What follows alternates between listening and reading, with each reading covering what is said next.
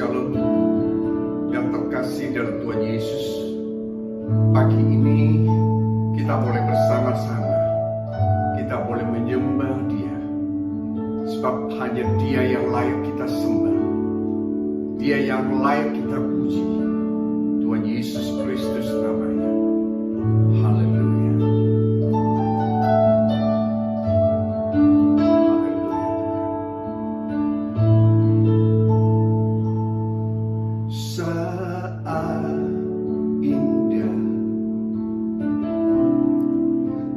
Berhadapan denganmu, memandang wajahmu, Yesus kekasih jiwaku.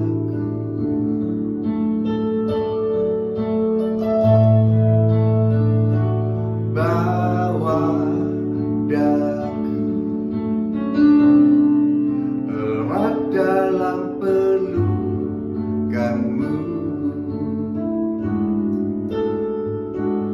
menikmati kasih dan indahnya hadirat-Mu.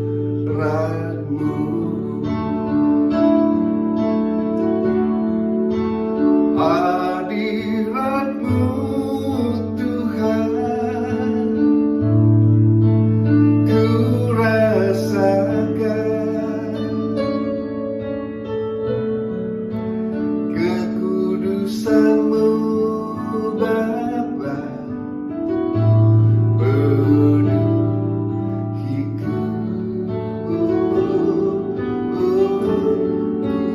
rindu selalu diam dalam bait-Mu, menikmati kasih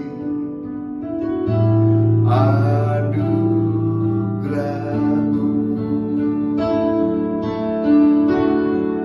Hadirat-Mu Tuhan, ku rasakan kekudusan-Mu Bapa, penuhiku,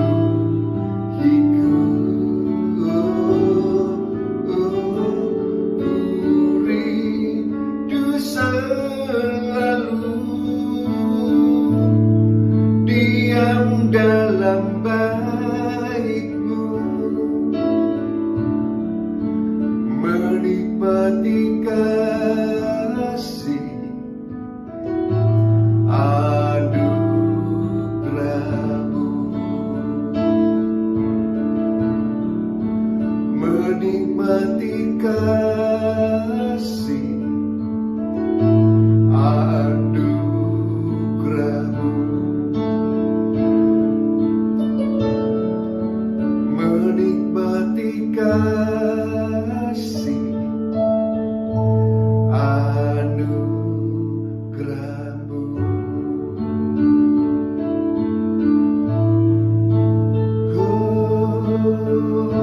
Haleluya Tuhan, kami menyembah-Mu Yesus Kristus, sebab Kau yang layak kami tinggikan, sebab Kau yang layak kami sembah. Haleluya, glory, haleluya.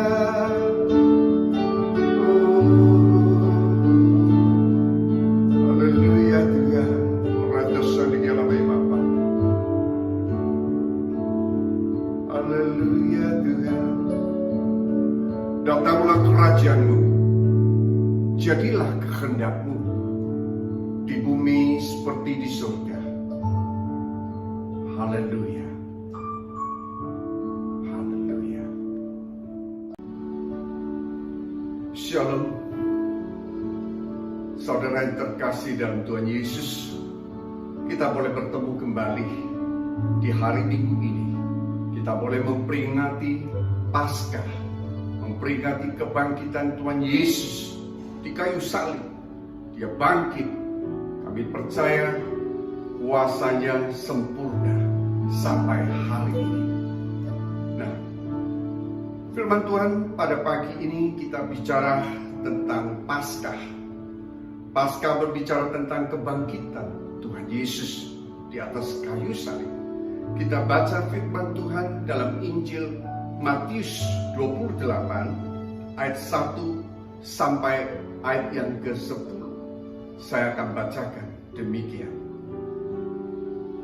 Di dalam ayat 1,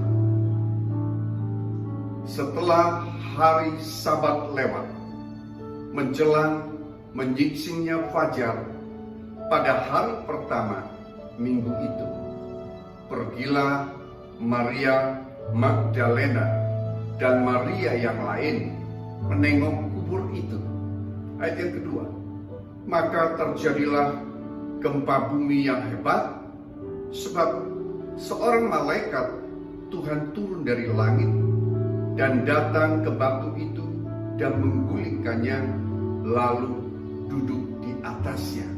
Ayat yang ketiga, wajahnya bagaikan kilat dan pakaiannya putih bagaikan salju. Ayat 4, dan penjaga-penjaga itu gentar, ketakutan, dan menjadi seperti orang-orang mati. Ayat 5, akan tetapi malaikat itu berkata kepada perempuan-perempuan itu, janganlah kamu takut, sebab aku tahu kamu mencari Yesus yang disalibkan itu. Ayat 6, ia tidak ada di sini, sebab ia telah bangkit, sama seperti yang telah dikatakannya. Mari, lihatlah tempat ia berbaring. Ayat 7, dan segeralah pergi dan katakanlah kepada murid-muridnya bahwa ia telah bangkit dari antara orang mati. Ia mendahului kamu ke Galilea, di sana kamu akan melihat dia. Sesungguhnya aku telah mengatakannya kepadamu. Ayat 8, mereka segera pergi dari kubur itu dengan takut, dengan sukacita yang besar, dan berlari cepat-cepat untuk memberitahukannya kepada murid-murid Yesus. Tiba-tiba Yesus berjumpa dengan mereka dan berkata, salam bagimu. Mereka mendekatinya dan memeluk kakinya serta menyembahnya. Ayat 10, maka kata Yesus pada mereka, jangan takut, pergi dan katakanlah kepada saudara-saudaraku supaya mereka pergi ke Galilea, dan di sanalah mereka melihat aku. Haleluya, haleluya. Nah, shalom yang terkasih dalam Tuhan Yesus, perayaan Paskah ini justru merupakan hal yang penting, karena ini berbicara tentang kebangkitannya. 3 hari yang lalu, di hari Jumat, kita boleh merayakan kematian Tuhan Yesus. Berbicara tentang kematian Tuhan Yesus, kita sudah mengambil 3 makna, bahwa dengan kasih-Nya yang begitu besar atas kita semua. Yang pertama, makna kematiannya adalah berbicara tentang Dia sudah menebus saudara dengan darah-Nya. Dia sudah tebus dosa saudara. Dan hal yang kedua, Dia sudah memperdamaikan kita dengan Allah. Hal yang ketiga, berbicara Dia sudah mengalahkan iblis untuk kita. Haleluya. Dia jadikan kita lebih dari seorang pemenang. Nah, haleluya saudara yang terkasih dalam Tuhan Yesus. Hari ini kita justru merayakan kebangkitan, memperingati kebangkitan daripada Yesus. Ada beberapa makna yang kita pelajari pagi ini tentang makna kebangkitan Tuhan Yesus. Berbicara tentang Tuhan Yesus yang bangkit, ini berbicara makna yang pertama adalah bahwa kebangkitan Yesus membuktikan bahwa Ia adalah Allah yang berkuasa di atas maut. Haleluya. Dalam ayat Matius 28 ayat 1 dan 2 dikatakan demikian, Alkitab memberikan bukti bahwa pagi-pagi benar ketika fajar menyingsing pada hari pertama minggu itu, para wanita yang menengok kubur Yesus mengalami Satu gempa bumi yang besar dan malaikat Tuhan datang menggulingkan batu yang ada di kubur Yesus. Dan apa yang terjadi? Mereka melihat di kubur itu kosong. Dan Tuhan Yesus sudah bangkit. Sejak peristiwa itu, dari mulut ke mulut terdengar berita tersiar bahwa Yesus Kristus sudah bangkit. Yesus Kristus sudah bangkit. Kuburnya kosong dan dia bangkit. Makna yang pertama berbicara bahwa Allah yang kita sembah adalah Allah yang hidup. Dia berkuasa atas segala hal, bahkan atas maut sekalipun dia berkuasa. Haleluya. Saya mau bilang pagi ini, apapun yang saudara alami, mungkin hari-hari ini saudara merasa khawatir, hidup saudara, masa depan saudara, saya mau bilang kekhawatiranmu tidak akan menambah satu hasta dalam hidupmu. Tapi serahkanlah segala kekhawatiranmu dalam tangan Dia. Sebab janji Tuhan, firman Tuhan, Dia memeliharamu, Dia menjagamu. Bahkan maut sekalipun tidak akan berkuasa kalau Tuhan yang memelihara kita. Karena Tuhan Yesus yang pegang kuasa dan kendali atas maut itu sendiri. Hal ini dibuktikan bahwa dia bangkit dari kubur. Ini bukan cerita omong kosong. Ini bukan cerita, tapi ini fakta. Dan saya percaya satu hal yang penting ini membuktikan Allah yang kita sembah, Allah yang hidup. Haleluya. Kalau hari-hari ini saudara mungkin lihat banyak berita yang negatif tentang COVID-19. Mungkin ada yang khawatir, ada yang takut. Saya mau bilang, jangan kekhawatiran dan ketakutan itu menghimpitmu, membuat imanmu menjadi turun. Tapi kau harus tetap percaya. Yesus Kristus yang kita sembah 2000 tahun yang lalu sudah mati di kayu salib menebus segala sakit penyakit. Bahkan dia membuktikan dia Allah yang hidup. Haleluya. Saya mau bilang, tanggalkan itu. Tanggalkan itu kekhawatiranmu, ketakutanmu. Tapi percaya Allah yang kita sembah, Allah yang berkuasa, Allah yang berdaulat dalam segala sesuatu. Haleluya. Haleluya. Nah, hari-hari ini mungkin saudara banyak ada di rumah. Saudara bisa impartasikan kasih itu dalam rumah saudara atas keluargamu. Mulailah bersaksi dari Yerusalem, Yudea, Samaria sampai ke ujung bumi.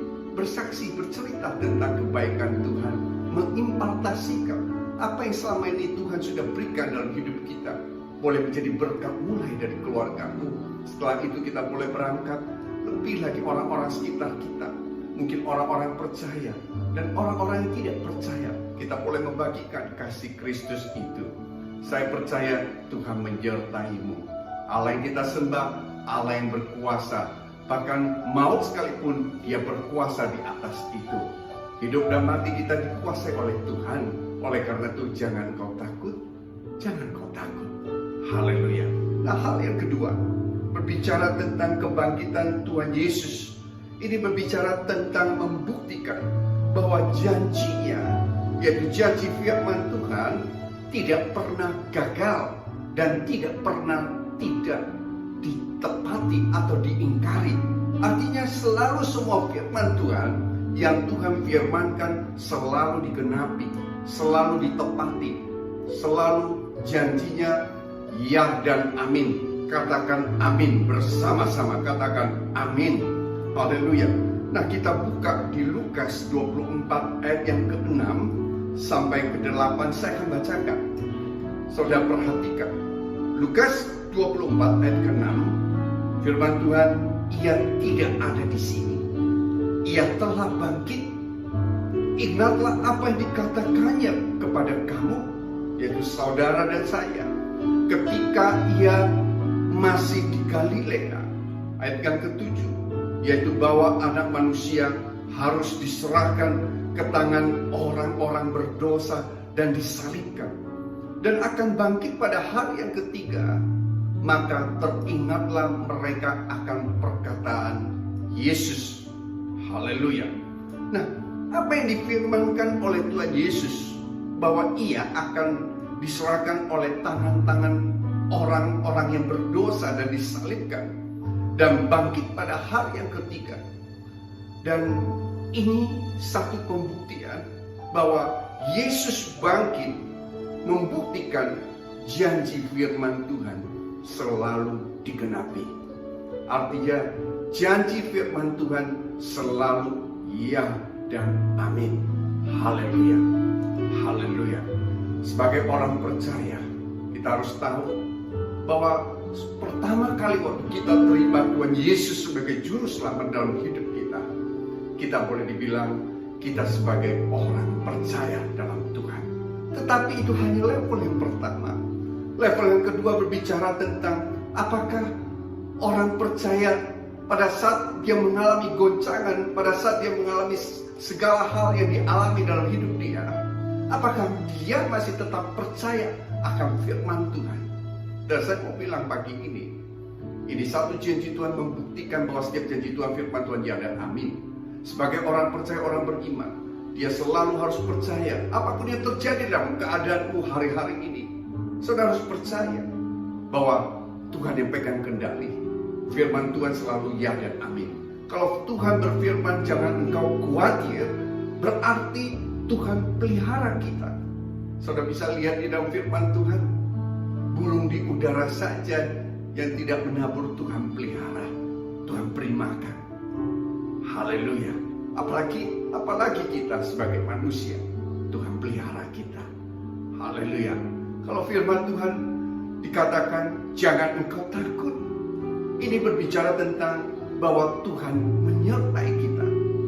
Tuhan berbicara segala hal boleh diizinkan ada, tapi satu hal janji firman Tuhan, dia selalu menyertai kita.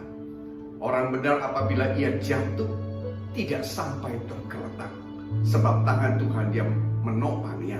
Haleluya. Dan hari-hari ini kita tahu bahwa Yesus sudah mati di kayu salib, dan kita semua yang berdosa sudah ditebus oleh darahnya yang mahal. Kita semua dibenarkan oleh Tuhan Yesus, diperdamaikan oleh Tuhan. Berbicara tentang Paskah dan kematiannya tidak bisa dipisahkan. Paskah dan kematian itu menjadi satu, karena tidak ada kebangkitan tanpa kematian dan sebaliknya.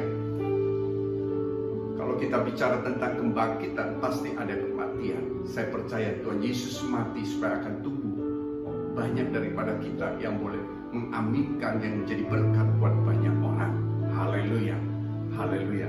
Nah, hal yang ketiga berbicara tentang Paskah, menunjukkan adanya pengharapan bagi orang-orang percaya dengan kebangkitan Yesus dari kematian. Maka sesuai dengan 1 Korintus 15 ayat 13 sampai ke 19, saya bacakan demikian. Saya bacakan 1 Korintus 15 ayat 13. Kalau tidak ada kebangkitan orang mati, maka Kristus juga tidak dibangkitkan. Ayat 14, tetapi ada kata Kristus tidak dibangkitkan, maka sia-sialah pemberitaan kami dan sia-sialah juga kepercayaan kamu. Ayat 15, lebih daripada itu kami ternyata berdusta terhadap Allah, karena tentang dia kami katakan bahwa ia telah membangkitkan Kristus padahal ia tidak membangkitkannya.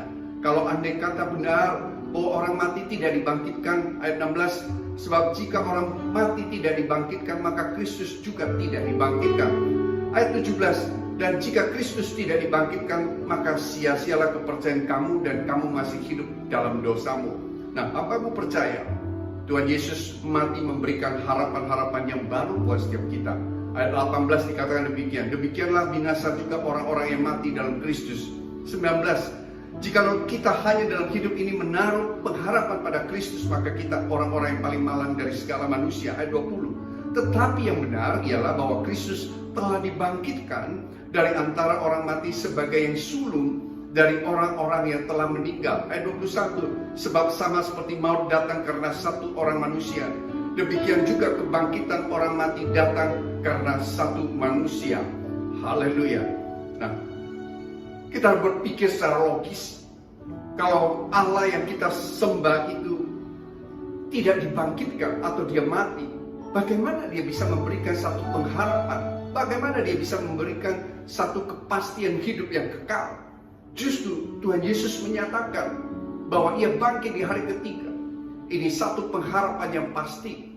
Ini satu hal yang Tuhan nyatakan bahwa Dia adalah Allah yang hidup dan Dia menguasai maut. Dia sanggup memberikan hidup yang kekal bagi saudara dan saya yang percaya pada Dia. Yang mengerti, katakan amin. Berbicara tentang pengharapan, ini berbicara tentang jangan lagi kita melihat bahwa kubur itu kosong. Mungkin saudara melihat, wah, Tuhan Yesus bangkit, kubur itu kosong. Murid-murid Tuhan Yesus waktu datang, dia mencari Tuhan, tidak ditemukan. Dia melihat di dalam lubang itu Yesus sudah tidak ada.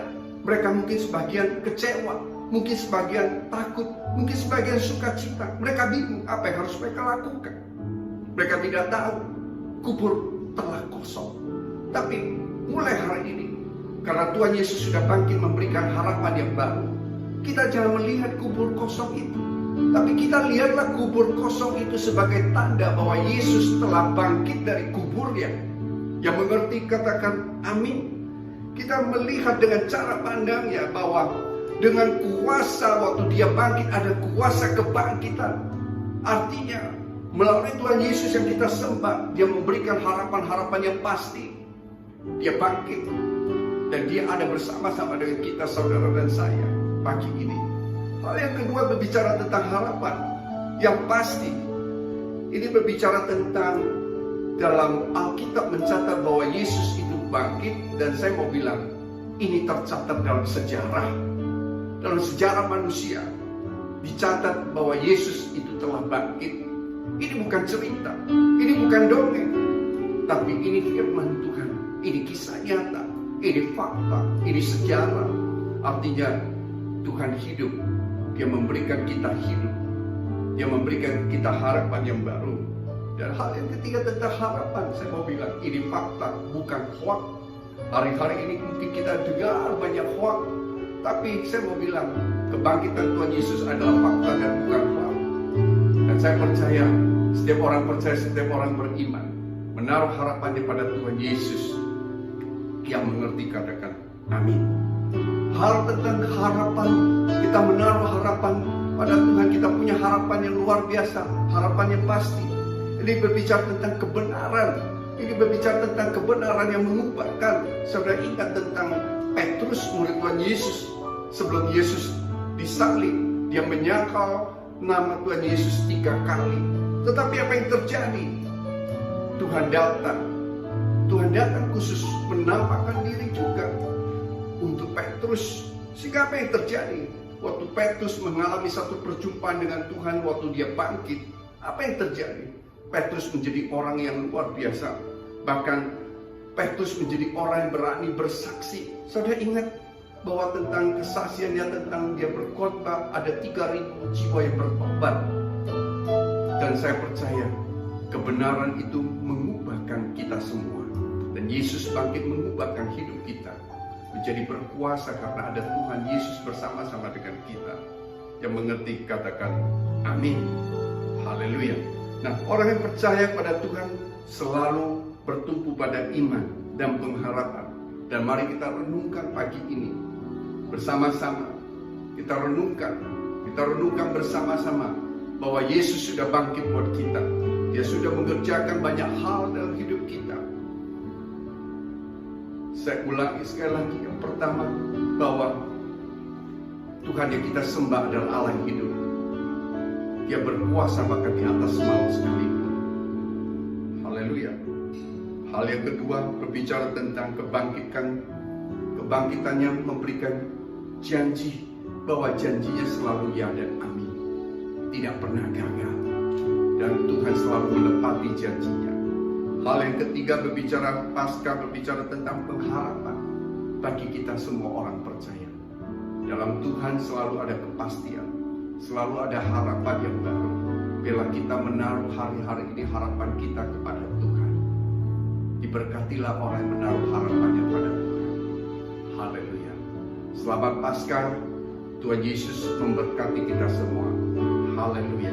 God bless you all. Haleluya.